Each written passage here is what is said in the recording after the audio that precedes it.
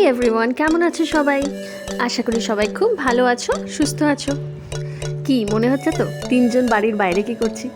চলো তাহলে দেখে নেওয়া যাক। আজকে সানডে, মানে ছুটির দিন। তো ঠিক করলাম আজকে একটু ছোট্ট করে বেরিয়ে আসে। উপরি পাওনা হলো নেল পলিশটা পরার আজকে টাইম পেয়ে গিয়েছিলাম। সবাইকে অনুরোধ রইল আমার চ্যানেলটিকে একটু সাবস্ক্রাইব করে দিও, লাইক করে দিও, কমেন্ট করে দিও।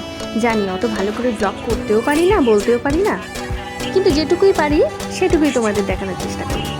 তোমাদের একটু সাপোর্ট আর ভালোবাসা আমাকে অনেক অনেক মোটিভেট করবে। কিছুই না, আমরা চলে গিয়েছিলাম এই সায়েন্স সেন্টারে। অনেক দিন আসিনি এখানে। ছোটোবেলায় বাবার সাথে প্রচুর এসেছি, সব কিছু মনে পড়ছিল।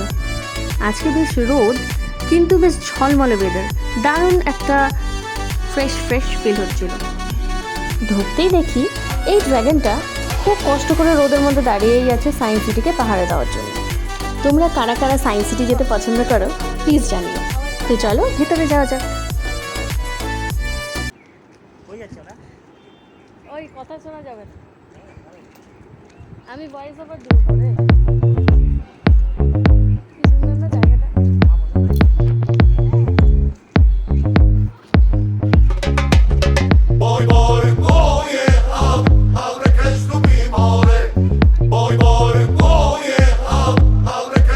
আমরা সোলার সিস্টেম দেখার জন্য টিকিট কেটে নিয়েছিলাম। মাত্র 5 মিনিট বাকি ছিল শো শুরু হওয়ার, আর বারবার অ্যানাউন্স করছিল যে এক্ষুনি শুরু হবে, তাড়াতাড়ি আসুন।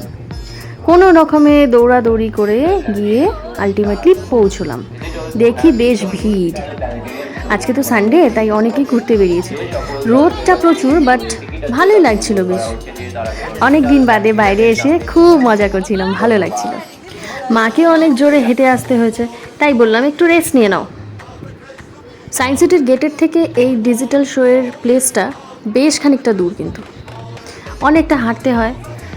আবার টাইম রেঞ্জের মধ্যে না পৌঁছলে এটা বন্ধ করে দেয়, তাই এত তাড়াহুড়ো আর কি। তো এখানে একে একে টিকিট দেখছিল, চেক করছিল আর ঢুকিয়ে দিচ্ছিল।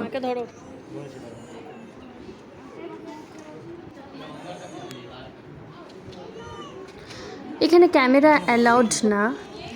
শোটা শুরু হলে এখানে ক্যামেরা একেবারে অ্যালাউ করে না, তাই এইটুকুই ক্যামেরা করতে পেরেছিলাম।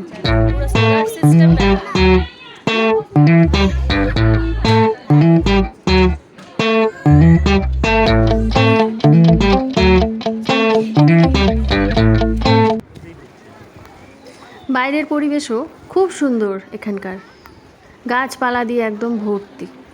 চলো তাহলে এবার সায়েন্স সেন্টারটা ঘুরে দেখা যাক।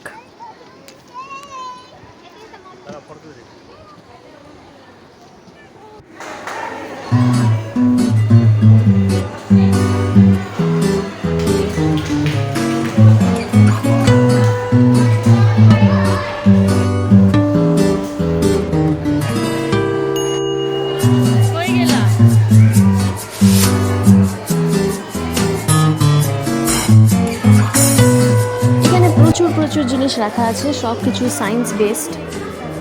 যেমন এখানে কারেন্ট লিকেজ দেখানো হচ্ছে, কন্ডাক্টর অফ ইলেকট্রিসিটি থেকে যখন চার্জ লিক হচ্ছে তখন ফ্ল্যাশটা হচ্ছে। তারপর এখানে আরও অনেক কিছু আছে। এখানে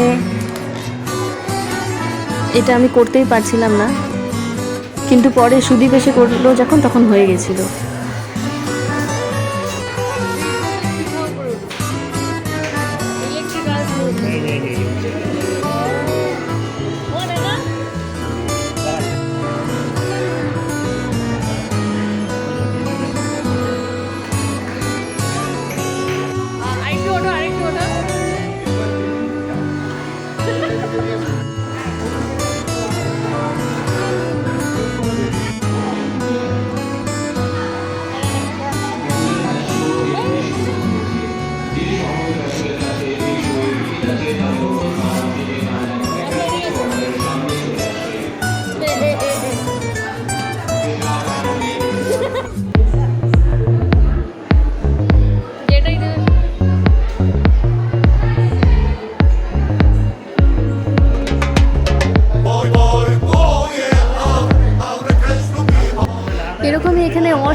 অসংখ্য জিনিস আছে, খুব মজার মজার জিনিস, দারুণ লাগে, খুব মজা হয়।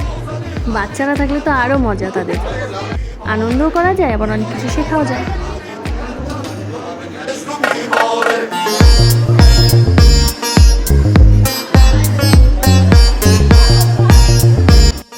এই যে এখানে ইনি আবার শুয়ে আছেন, ইনার বিভিন্ন বডি পার্টসের অংশগুলো আবার দেখাও যাবে।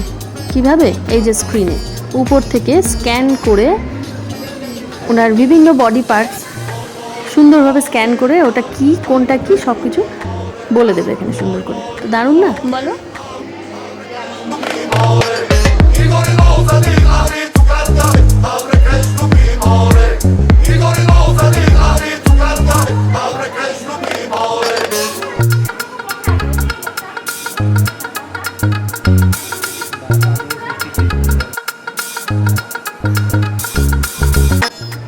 আর এই যে এই গেমটা দারুণ লাগে, সুদীপ এটা আমাকে শেখাচ্ছিল কিভাবে কন্ট্রোল করতে হয়। এটা হচ্ছে ফ্লোটিং বল। এই যে এখানে খেলায় মত্ত হয়ে গেছে।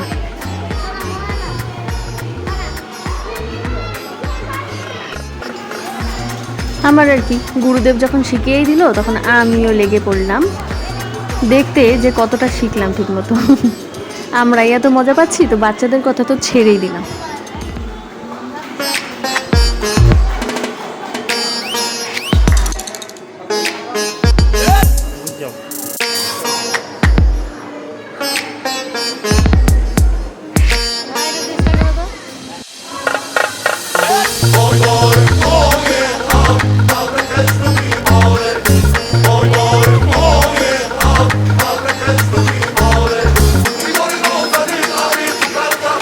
এই যে এখানে আবার উনি ধৈর্যের পরীক্ষা দিচ্ছিল, ধৈর্য এবং ব্যালেন্স দুটো, কিন্তু তাতে বোঝা গিয়েছে যে 21 বার তাতে ধাক্কা খেয়েছে, তার মানে ধৈর্য অনেকটাই কম।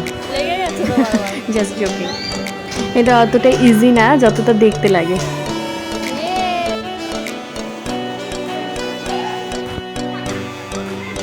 তো যাই হোক, এবার আমরা চলে এসেছিলাম মিরর এর ওয়ার্ল্ডে। এখানে শুধু লাইটস, রিফ্লেকশন, মিরর এগুলো দিয়ে সব কিছু করা। এখানেও অনেক অনেক জিনিস ছিল, অনেক রকম অ্যাক্টিভিটিস ছিল। লাইটের রিফ্লেকশন দ্বারা কত কিছু করা যায় এখানে দেখতে খুব সিম্পল, কিন্তু এর মধ্যে যে কত কিছু স্টাডি লুকিয়ে আছে সেটা একমাত্র যারা ইনভেন্টার, যারা ডিসকভারি করেছে, ইনভেন্ট করেছে তারাই জানে যে কতটা পরিশ্রম এর মধ্যে আছে। কি অবাক কাণ্ড না! এখন আমরা কত এনজয় করি এই জিনিসগুলোকে, এগুলোকে ফানের মধ্যে নিয়ে নেওয়া হয়েছে, সায়েন্স সিটি বলে নাম দেওয়া হয়েছে, ঘুরতে আসছি, সবাই ঘুরছি, মজা করছি, কিন্তু একবার ভেবে দেখো তো যারা এগুলো ইনভেন্ট করলো তাদের ব্রেনটা কতটা প্রখর ছিল, কত তীক্ষ্ণ চিন্তাধারা ছিল এই রকম সব আবিষ্কারের পেছনে। সত্যি হ্যাটস অফ টু দেম।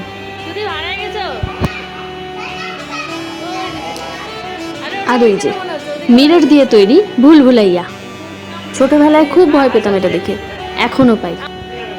তাই সুদীপ একবার নিজে ঘুরে আসলো, তারপরে বলল যে আসো আসো, পেছন পেছন আসো দুজনেই, আমি নিজেই রাস্তা চিনিয়ে চিনিয়ে নিয়ে আসবো। ঠিক বেরিয়ে গেছে।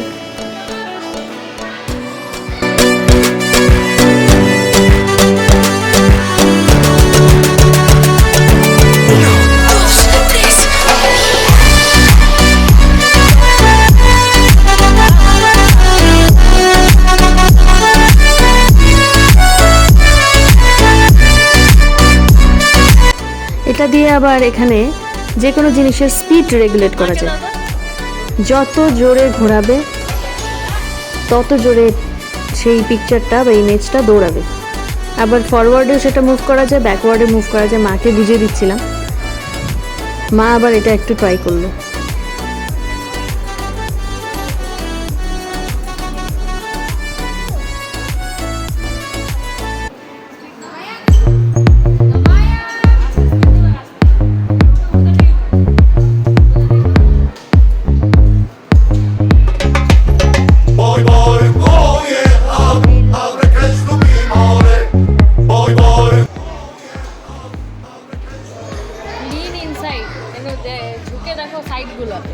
ইনফাইনাইট, মানে শেষ নাই, রিফ্লেকশনে হচ্ছে।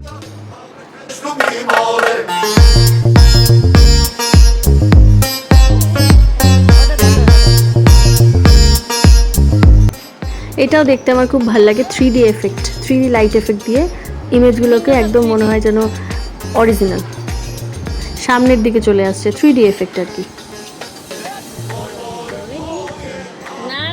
এখানকার সায়েন্স সিটিটা ছোট ছোট হলেও মোটামুটি মজা করা যায়, কিন্তু কলকাতা সায়েন্স সিটিটা বিশাল বড়, একদিনে কভার করাই যায় না। তো যাই হোক, ছোটোখাটো ঘোরার জন্য এই যথেষ্ট।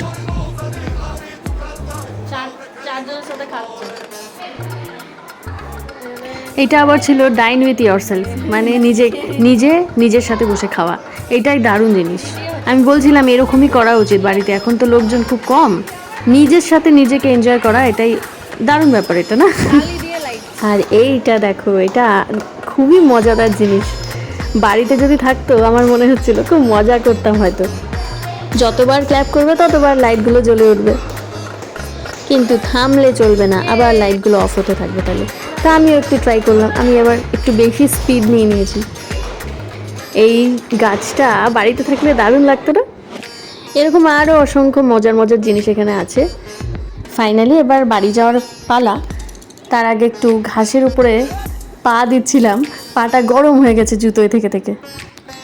এইভাবে দেখতে দেখতে আজকের দিনটা শেষ হয়ে এলো। মন খারাপ লাগছিল, কিন্তু আবার ভাবছিলাম আবার সানডে আসবে, আবার ঘুরতে যাব, তাই মন খারাপের কিছু নেই। দিন তো শেষ হবেই, দিন শেষ হবে, আবার নতুন একটা দিন আসবে।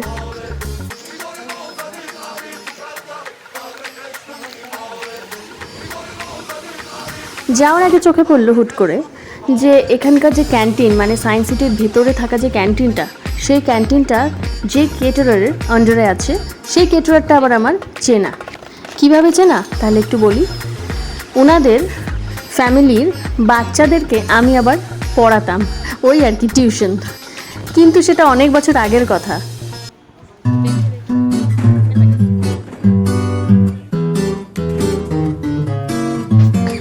আমরা একটুখানি খাওয়া দাওয়া করে নিলাম, ওই যার যেটা পছন্দ আর কি সেটুকুই খেলাম, বেশি ওভার ইটিং কেউই করিনি।